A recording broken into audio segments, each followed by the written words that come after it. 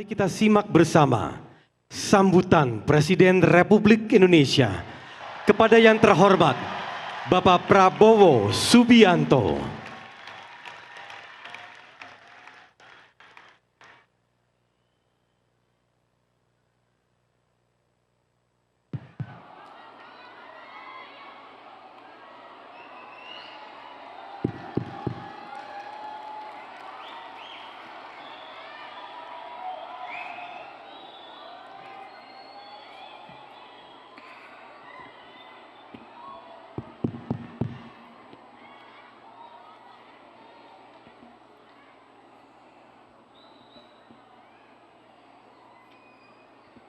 Bismillahirrahmanirrahim.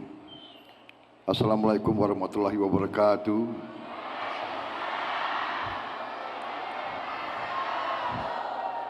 Selamat malam, salam sejahtera bagi kita sekalian. Shalom, salve om swastiastu. Namo Buddhaya, salam kebajikan.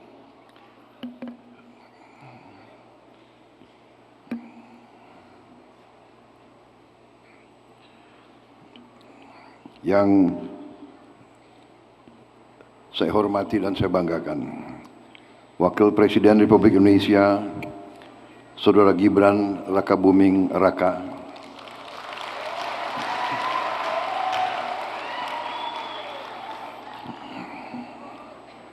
Ketua Majelis Permusyawaratan Rakyat Republik Indonesia, Saudara Ahmad Muzani, beserta Wakil Ketua MPR RI yang hadir, yang saya hormati, saya banggakan Ketua Dewan Perwakilan Rakyat Republik Indonesia, Saudara Puan Maharani, beserta Wakil Ketua MPR RI yang hadir. Yang saya hormati Ketua Dewan Perwakilan Daerah Republik Indonesia, Saudara Sultan Najamuddin, beserta para Wakil Ketua DPD RI yang hadir. Tentunya tuan rumah, Ketua Umum Partai Golongan Karya, Saudara Bahlil Lahadalia, beserta seluruh jajaran pimpinan DPP Partai Golkar, DPD 1 Partai Golkar, DPD 2 Partai Golkar, dimanapun saudara-saudara berada, yang hadir di sini maupun yang hadir melalui Zoom.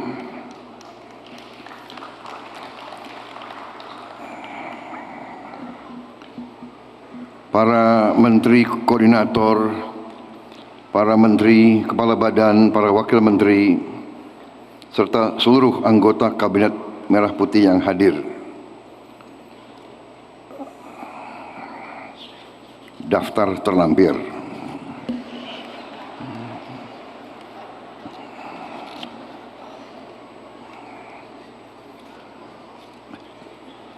Sambil absen saya sebut satu-satu.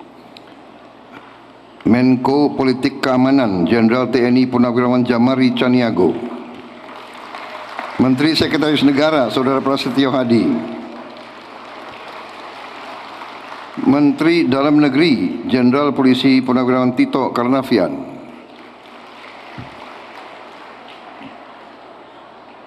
saya kira berada di posko bencana, Menteri Luar Negeri Saudara Sugiono, Menteri Hukum Saudara Supratman Andi Adgas, Menteri Hak Azazi Manusia, atau nggak usah sebut ya, nanti ketahuan yang nggak hadir ini. Ya sudah.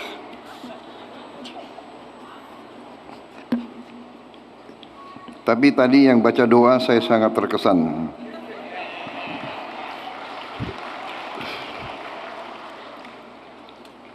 Saudara Nusron Wahid, Menteri Agraria dan Tata Ruang. Hebat kali kok baca doa itu.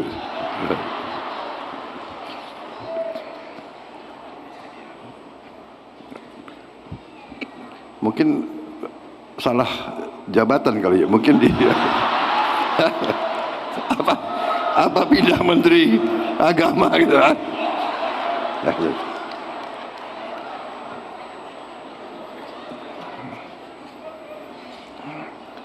Ketua Majelis Ulama Indonesia yang saya hormati, saya banggakan, Bapak Kiai Haji Anwar Iskandar. Kemudian para ketua umum partai politik yang hadir malam hari ini, yang mewakili ada partai PDIP, PAN, Demokrat, Nasdem, Partai Gerakan Indonesia Raya, Gerindra, banyak yang hadir di sini. Banyak alumni Golkar juga soalnya itu.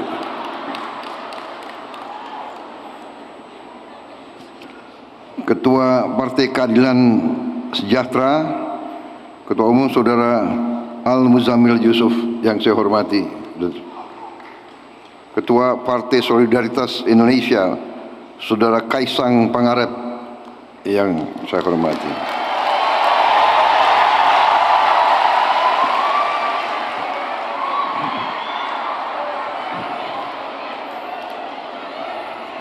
Kok lebih rame dari abangnya ini?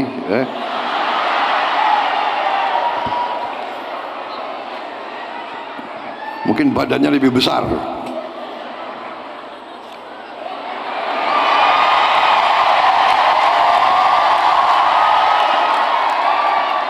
Ganteng lagi. Ini emak-emak senangnya yang ganteng-ganteng gitu.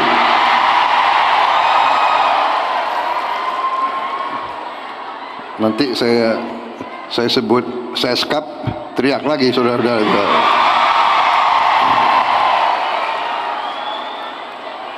Ketua Umum Partai Persatuan Pembangunan, Saudara Mardiono yang saya hormati. Saudara-saudara sekalian,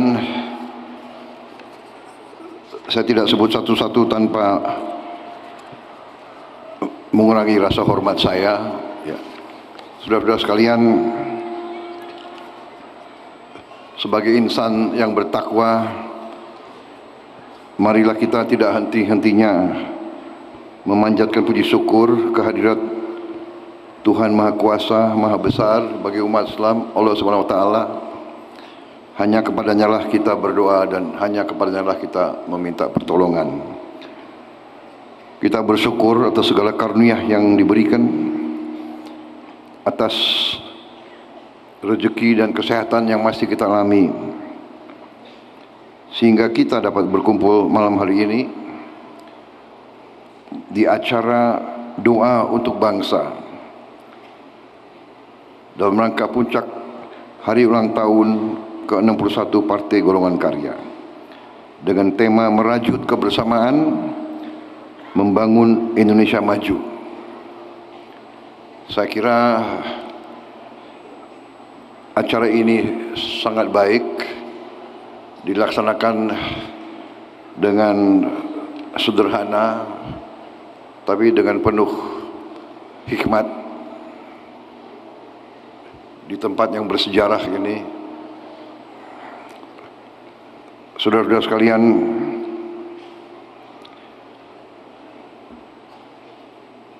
kita berkumpul di saat sebagian saudara-saudara kita di Aceh, Sumatera Utara dan Sumatera Barat sedang mengalami musibah. Saudara-saudara sekalian, musibah ini sesuatu yang memang kita rasakan, penderitaan, kesulitan, tantangan daripada saudara-saudara kita di situ. Namun di lain pihak kita juga menyadari bahwa bangsa kita, negara kita ternyata adalah negara yang besar dan yang kuat. Kita mengalami cobaan-cobaan, kita mengalami badai, kita mengalami bencana, tapi bangsa kita kuat, utuh, dan bangsa kita mampu mengatasi semua cobaan yang kita hadapi.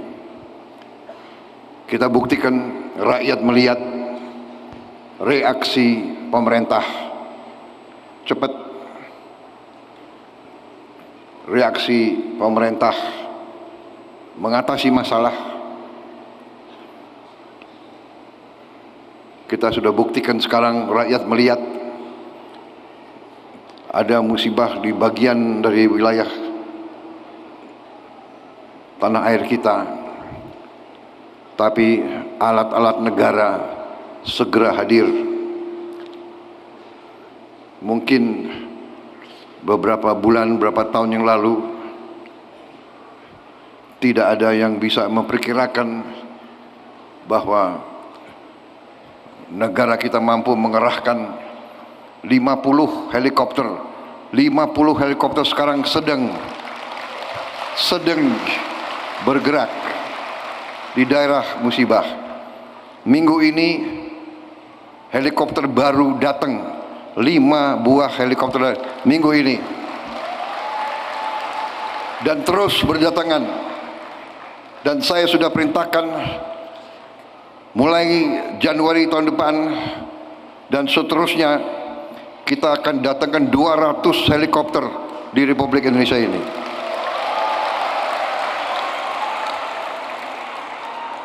Beberapa bulan yang lalu kita datangkan 5 Hercules terbaru C-130J. Berapa minggu lalu kita datangkan Airbus A400.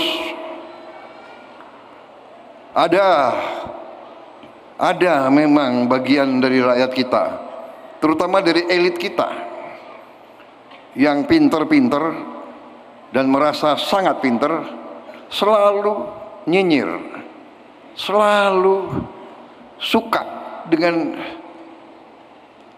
menimbulkan ejekan-ejekan terhadap pemerintahnya sendiri, terhadap pemimpin-pemimpinnya sendiri. Untuk apa Prabowo beli alutsista banyak-banyak? Untuk apa? Saudara-saudara, bangsa kita berada dalam sesuatu yang disebut lingkaran api, the ring of fire.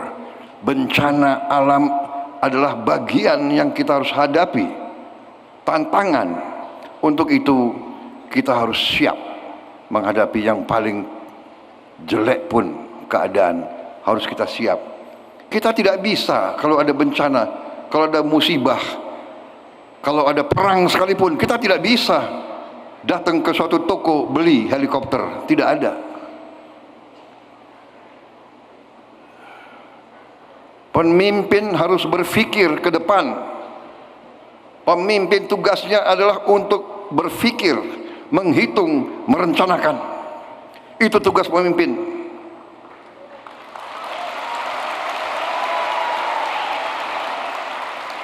Saya dalam hati, di tengah tentunya kita prihatin, saya merasa bangga dengan aparat yang saya pimpin, dengan pemerintah yang saya pimpin sekarang, dengan tim kerjasama kita. Kita buktikan kepada rakyat, kita adalah pemerintah yang bekerja untuk rakyat.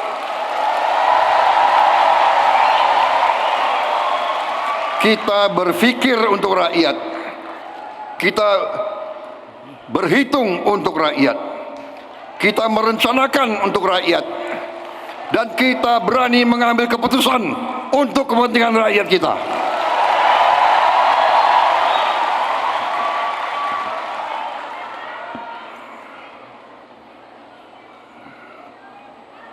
Orang-orang pinter yang bisa bicara, ngejek, mencari kesalahan, terus mencari kesalahan, tidak bisa membuat jembatan, tidak bisa menciptakan lapangan kerja, tidak bisa menjamin beras ada, tidak bisa menjamin LPG ada, tidak bisa menjamin BBM ada, tidak bisa menjamin apa-apa. Saya kadang-kadang prihatin, saya sedih. Selalu menimbulkan rasa tidak percaya, saudara-saudara. Tapi tidak ada masalah. biarlah, ini demokrasi, silakan. Yang penting saya terima kasih malam hari ini. Saya diundang oleh Partai Golongan Karya dalam acara saudara-saudara. Terima kasih saya diundang. Dalam hal ini saya mengatakan terima kasih kesetiaan Partai Golkar kepada koalisi yang saya pimpin. Saudara-saudara sekalian, pada kesempatan ini saya ingin sampaikan, pertama ya, saya ucapkan penghargaan kepada Ketua Umum Pak Bahlil, ya kan.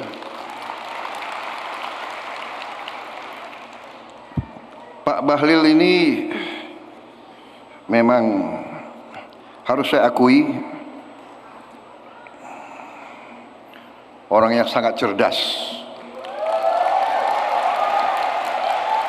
Kalau ini benar-benar loh, saya sangat cerdas. Ya, semua acara sangat detail, dan beliau turun ke lapangan ke Sumatera juga benar-benar turun ke lapangan. Mungkin karena beliau relatif masih muda, ya, masih fit, apalagi orang dari Indonesia Timur. Ciri khas orang Indonesia Timur, ada ciri khasnya. Anda mau tahu ciri khas Indonesia Timur? Orang Indonesia Timur itu suka berkelahi. Benar ya? Coba mana orang Indonesia Timur angkat tangan. Nah, suka berkelahi, cepat naik, benar? Tapi cepat turun. Dan orang Indonesia Timur itu memang sifatnya itu setia.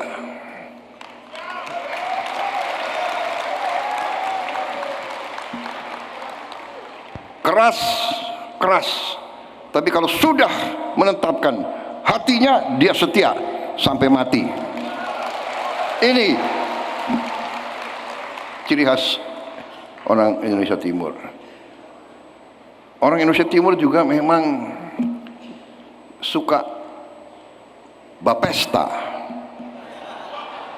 Benar ya? Untung beliau juga sadar, negarawan. Oh, ini ulang tahun, tapi saudara kita sedang susah. Tidak boleh malam ini bapesta. Malam ini harus berdoa. Luar biasa, Ketua Umum. Dan beliau juga satu, ciri khas Indonesia Timur ada lagi satu. Kalau makan banyak sekali.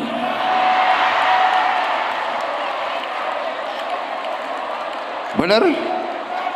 Benar nggak? Benar ya? Emak-emak yang punya suami dari Indonesia Timur, nah itu repot saudara.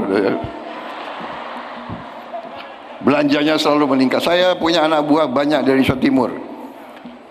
Selalu masalah. Ransum yang untuk 10 hari, mereka habis 5 hari gitu.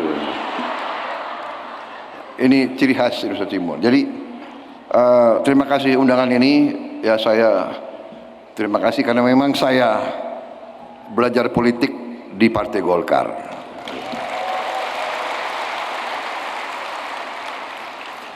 Beliau memang pintar menarik hati ya. Video yang dikasih lihat, video aku pakai jaket kuning. Taruh lagi fotonya almarhum bapak saya. Waduh, tambah jatuh hati. Kau memang pintar sekali itu. Tapi tidak, saya terus terang aja, saya merasa nyaman di sini.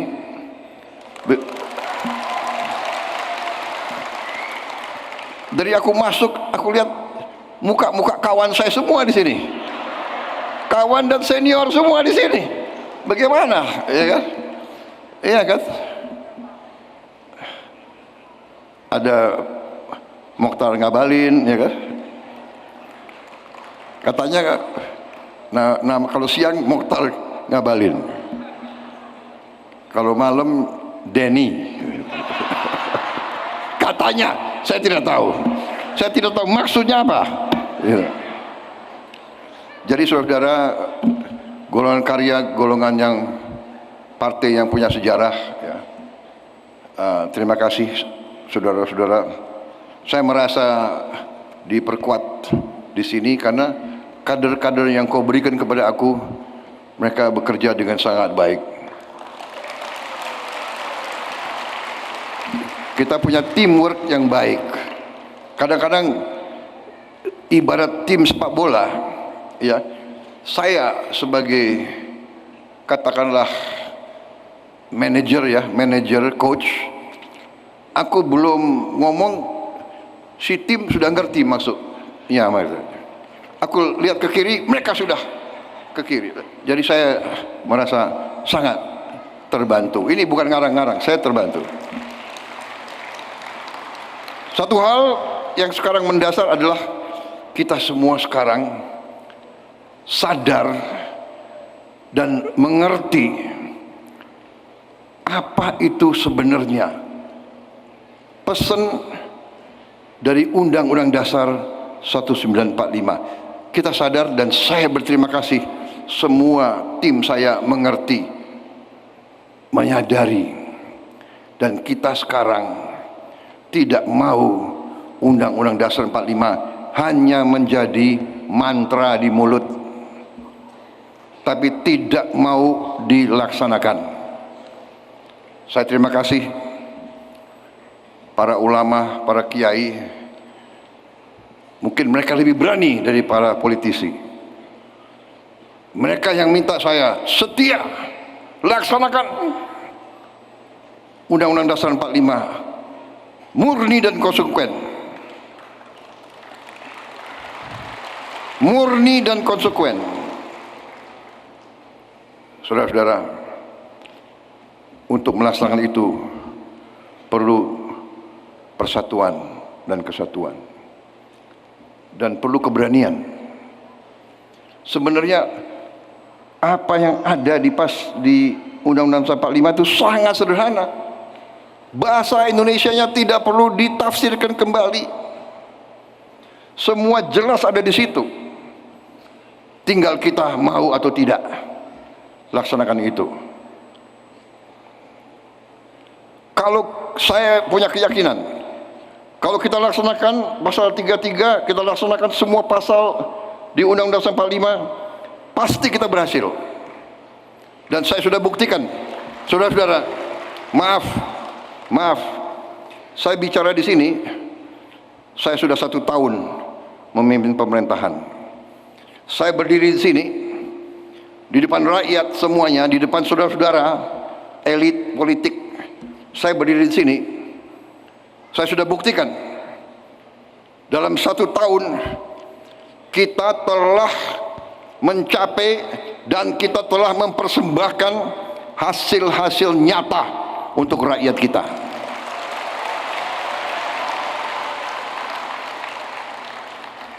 Ada profesor-profesor, ada orang-orang pintar yang mengatakan dalam siaran-siaran mereka, MBG pasti gagal. Saudara-saudara, hari ini sudah 49 juta makanan tiap hari, mulut 49 juta penerimaan manfaat tiap hari. Lebih dari 7 kali Singapura kita kasih makan tiap hari, saudara-saudara.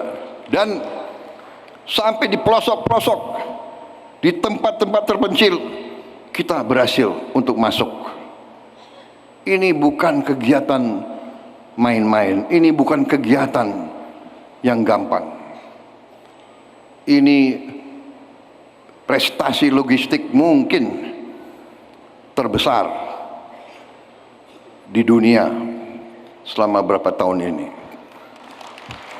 Brasil berhasil mencapai 40 juta penerimaan manfaat dalam 11 tahun. kita mencapai dalam 12 bulan, tidak sampai 49 juta. Bukan kita bangga hanya dengan angka, tapi maksudnya apa? Kita bisa lihat, saudara-saudara, lihat wajah-wajah anak-anak. Mereka yang mungkin tidak pernah makan dengan baik, sekarang mereka menyambut kedatangan MBG dengan riang gembira.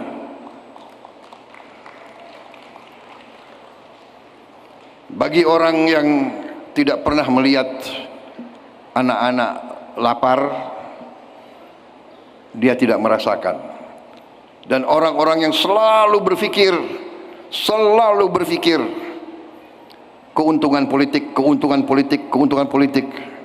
padahal politik sebenarnya adalah kehendak memperbaiki kehidupan rakyat yang susah.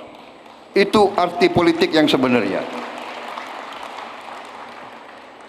Saya ingin ucapkan terima kasih sekali lagi kepada kader-kader yang diberikan Golkar kepada saya, membantu saya.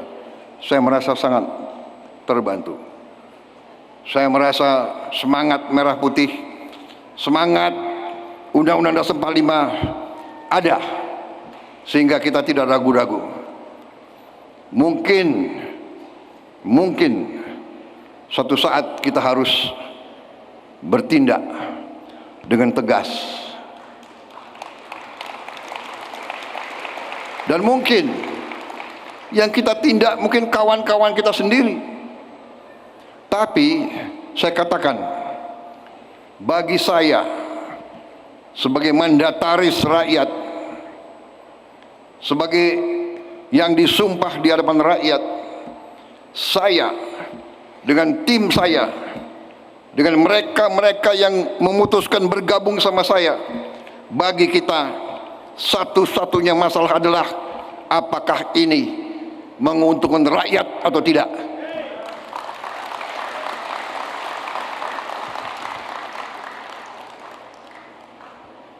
Kepada sahabat-sahabat, kawan-kawan yang berkecimpung di ekonomi, patuhilah hukum, bayarlah pajakmu, patuhi semua ketentuan. Rakyat kita sudah tidak mau dipermainkan lagi. Mereka pintar-pintar, mereka mengerti.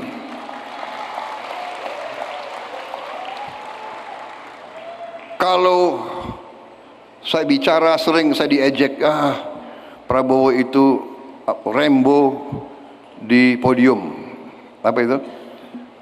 Ya kan? Hanya berani di podium. Tapi begitu nanti Jaksa Agung KPK bertindak, Prabowo bertindak semena-mena. Tidak. Saya berkata, siapa yang melanggar hukum, kembalilah ke jalan yang benar.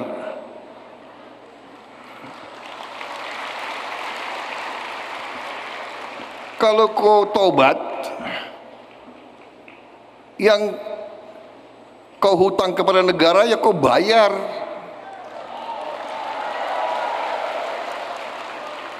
Emang bikin jembatan pakai apa? Rakyat kita susah. Rakyat kita perlu rumah, perlu sekolah yang baik. Nggak bisa bangun sekolah hanya dengan omon-omon.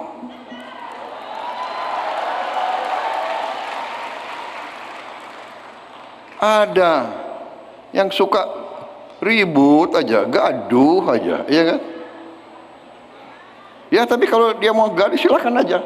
Tapi saya percaya rakyat kita mengerti siapa yang bekerja dan siapa yang hanya bisa omon-omon aja.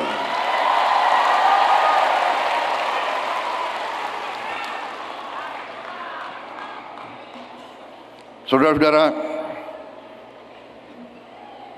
Saya tidak mau menguraikan ya semua apa yang kita telah capai bersama.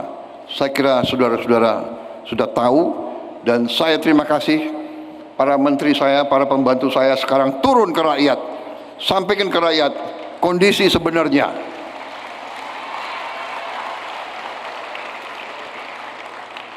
Kondisi bangsa, kondisi dunia tidak sedang baik-baik. Di mana-mana ada perang. Kalau terjadi perang berlanjut di Eropa, dampaknya ke kita. Makanya dari awal saya katakan, kita harus swasembada pangan. Kita harus swasembada energi, BBM. Saudara-saudara, perang lanjut di Eropa, bisa-bisa kita tidak bisa import BBM dari manapun. Kita mau import pun nanti tidak bisa. Selat di Laut Merah di depan Yaman kan terhenti. Nanti Hormuz bisa terhenti. Saudara-saudara, kalau kita tergantung import, kita nggak mampu bayar nanti harga BBM. Tapi kita diberi karunia oleh Yang Maha Kuasa. Kita punya kelapa sawit. Kelapa sawit bisa jadi BBM, bisa jadi solar, bisa jadi bensin juga. Kita punya teknologinya. Tiap kali saya kasih instruksi B50 atau B60, nanti ada pakar-pakar upah keekonomian, harganya begini, harganya begitu. Tapi kalau kita tidak hati-hati, kalau kita tidak punya teknologi, kalau pabrik-pabrik pengolahan tidak siap, kalau terjadi apa-apa, baru kita nanti merasakan. Sekarang dengan bencana di Sumatera saja, bagaimana repotnya kita mengantar BBM ke daerah-daerah bencana. Jembatan putus, ya. BBM harus kita naikin pesawat. Sebagian lewat kapal. Jadi saudara-saudara, ini bencana ini sekali lagi, ya musibah, tapi di sisi lain menguji kita, dan alhamdulillah kita kuat. Kita mengatasi masalah dengan kita sendiri.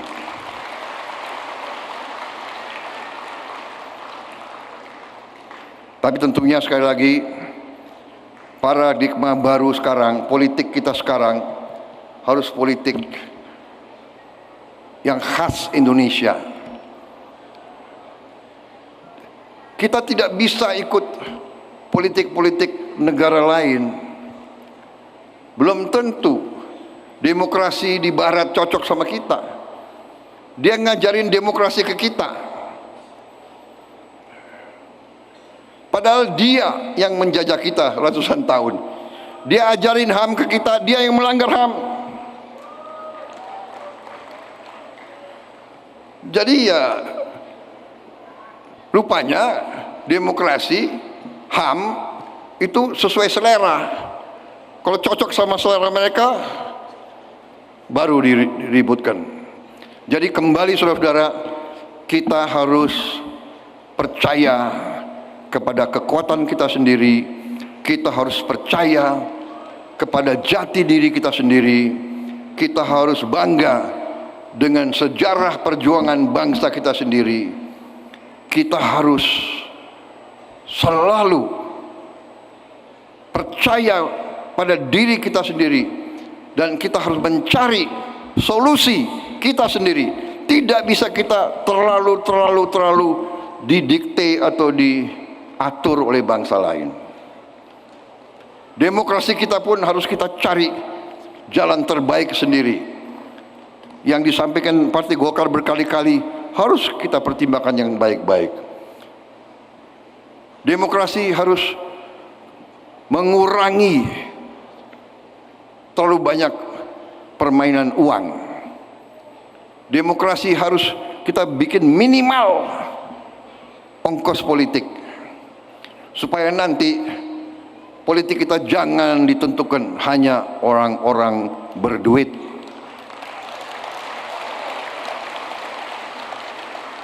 Politik yang mahal ini, politik yang mau niru-niru negara lain, ini saya kira sumber korupsi yang sangat besar. Jadi saya sendiri condong, saya akan mengajak kekuatan politik, ayo marilah kita berani memberi solusi kepada rakyat kita. Demokratis, tapi jangan buang-buang uang. Kalau sudah sekali memilih DPRD kabupaten, DPRD provinsi, ya kenapa enggak langsung aja pilih gubernurnya dan bupatinya, selesai. Itu dilaksanakan oleh Malaysia, itu dilaksanakan oleh India, itu dilaksanakan oleh banyak negara, Inggris, Kanada, Australia, negara terkaya di dunia pakai sistem politik yang murah.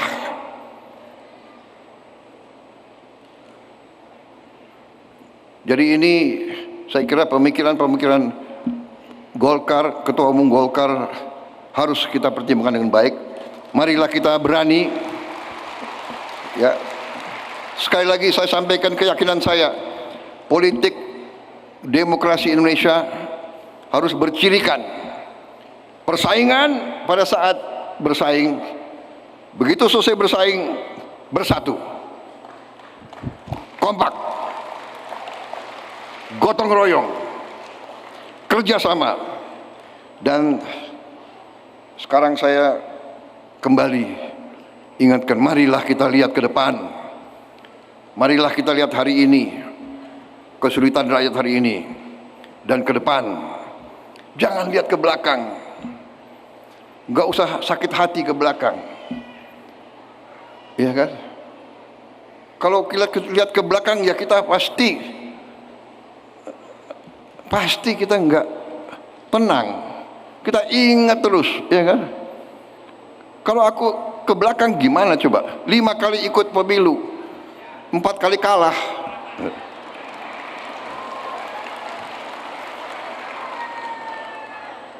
Ngabalin ketawa lagi loh. Ya sudah, menang kalah, maju terus, berbuat yang baik terus, mengabdi terus.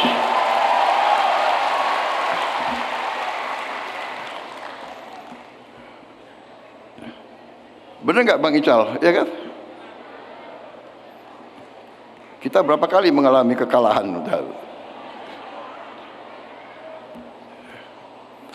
Ya sudahlah, tidak ada gunanya lihat ke belakang.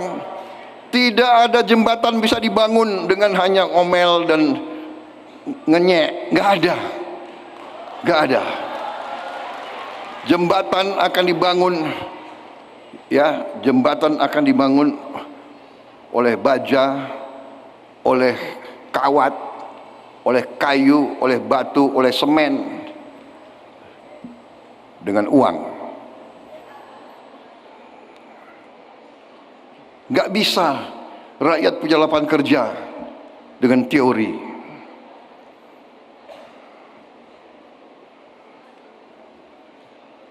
Ini harus kita bersatu, harus kompak, cari solusi.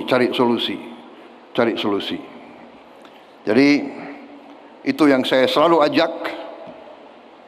Kritik bagus, kritik harus, tapi yang baik, yang positif. Saya kira itu yang ingin saya sampaikan, ya. Terima kasih komitmen Golkar kepada bangsa dan negara.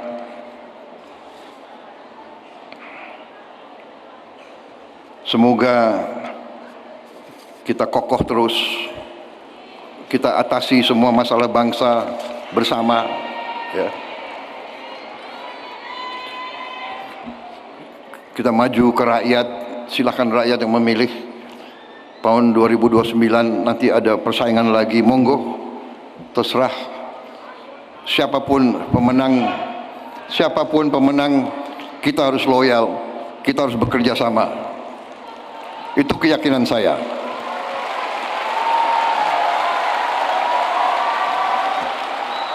Jadi saudara-saudara, saya mau tutup pidato saya sekarang, ya, karena memang waktunya ya udah lumayan, saya masih ada acara lagi. Saya mau tutup dengan pantun.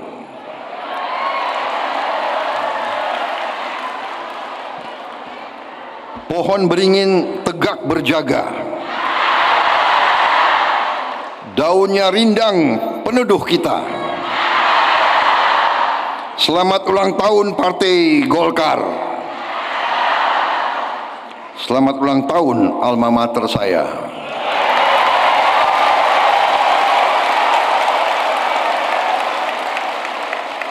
Terus bersatu, bahu-membahu, membantu rakyat Indonesia.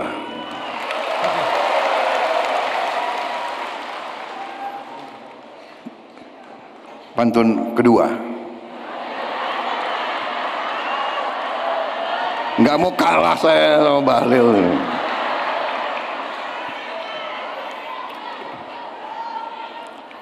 Beringin tumbuh, akarnya kuat. Tahan badai, tak mudah goyah.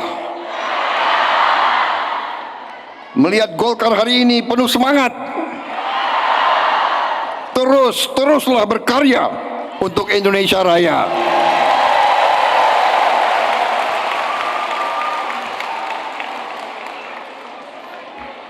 Pantun ketiga.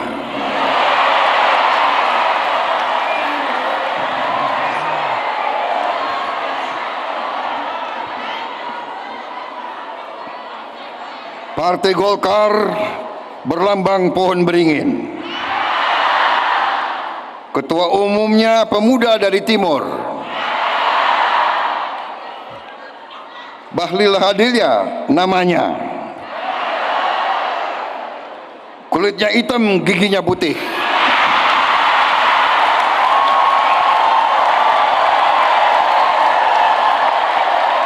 Kalau ketawa manis sekali. Kalau bekerja, semangatnya tak pernah luntur. Terima kasih, selamat berjuang Partai Golongan Karya. Selamat berjuang, bela negaramu, bela tanah air kita. Mari kita berbuat yang terbaik untuk rakyat kita. Wassalamualaikum warahmatullahi wabarakatuh. Salam sejahtera bagi kita sekalian. Shalom. Om Santi, Santi, Santi Om, Namo Buddhaya. Salam kebajikan. Merdeka! Merdeka! Merdeka!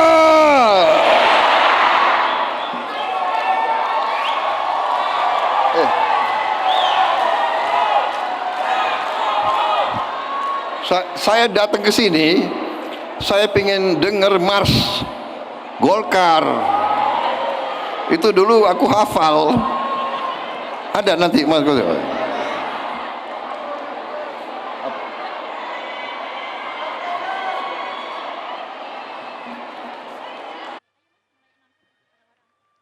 Hadirin yang kami hormati, kita akan melanjutkan dengan sesi foto bersama. Untuk itu kami mengundang ke atas panggung kepada para wakil Ketua Umum DPP Partai Golkar, Ketua Panitia Penyelenggara, Bendahara Umum DPP Partai Golkar, Sekretaris Jenderal DPP Partai Golkar.